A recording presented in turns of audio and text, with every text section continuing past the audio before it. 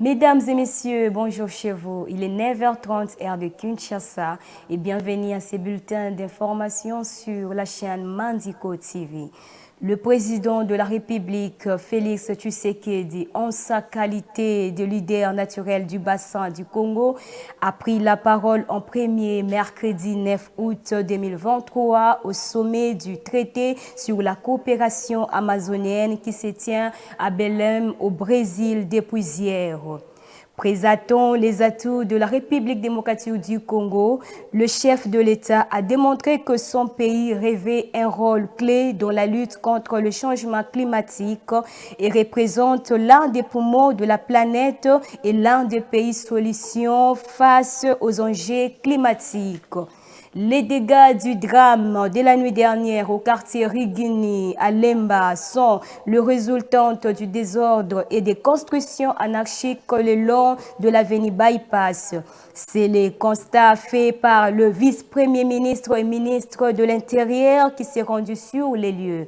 La population riveraine déplore les mauvais états de la route qui occasionnent des accidents comme celui de la nuit dernière. Suivez.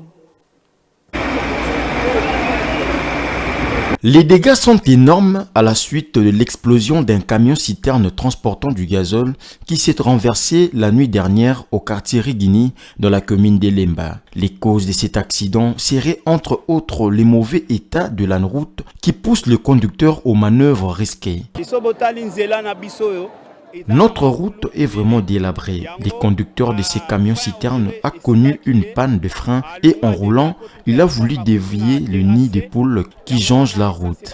Malheureusement, il a fini la route dans les caniveaux et le gazole s'est renversé avant d'exploser en provoquant la panique générale. Et si vous remarquez bien, les câbles de la SNEL sont installés dans une basse altitude. Voilà pourquoi nous, les habitants de ces quartiers, demandons aux autorités de réhabiliter les tronçons routiers Rigini station-service qui est dans un état de délabrement avancé. Nous demandons aussi aux autorités de la SNEL de revoir la situation de ces câbles. Ayant fait le déplacement du lieu du drame, le vice-premier ministre et ministre de l'Intérieur et Sécurité a déploré le non-respect du périmètre de sécurité entre la chaussée et les constructions. Peter Kazadi s'est dit choqué par les désordres qui règnent à cet endroit. Ce que nous venons de connaître aujourd'hui, ça fait partie de ces désordres que nous observons. L'inobservance des règles de la route. Mais là, je viens encore d'être surpris désagréablement. Toutes les maisons qui ont pris feu sont sur l'emprise publique. De sorte que si c'était éloigné de la voie publique, nous n'allions pas connaître cette catastrophe qui a engendré la mort de 5 de nos compatriotes. Le camion-citerne à l'origine de ces drames a touché des câbles de la SNEL qui ont provoqué l'incendie. Une situation qui aura des conséquences énormes sur la desserte en électricité dans cette partie d'Elemba, affirme un responsable de la SNEL. Nous avons perdu pratiquement tous nos câbles basse tension qui desservent la clientèle du rond-point Gaba.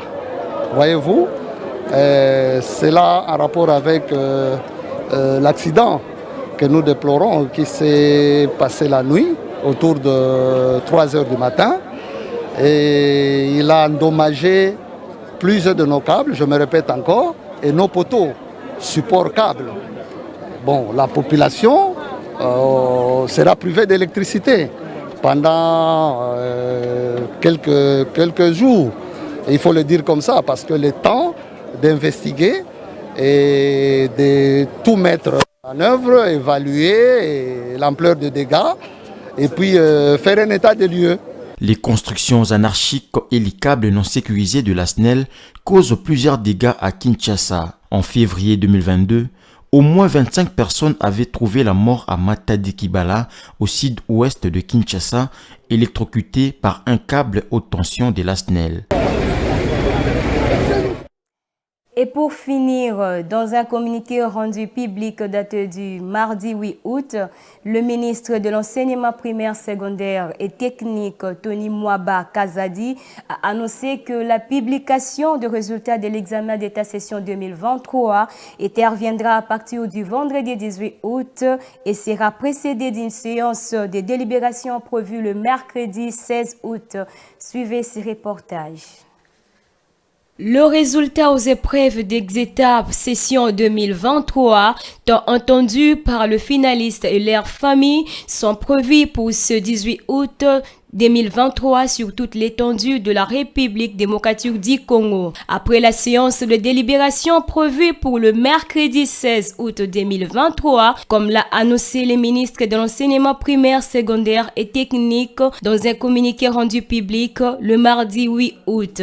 Selon ce même communiqué, cette résolution intervient après plusieurs difficultés rencontrées dans le processus de correction des copies de cette épreuve scolaire nationale qui ont été surmontées, à savoir les difficultés d'ordre technique et financier. Signalant que dans son test, Tony Mwamba Kazadi n'a pas indiqué les premières provinces qui publieront ce résultat. Mais traditionnellement, c'est d'abord la ville-province de Kinshasa qui connaît ces résultats avant toutes les autres provinces, étant donné que c'est la capitale de la République démocratique du Congo, même si cela n'a pas été le cas pour la session dernière.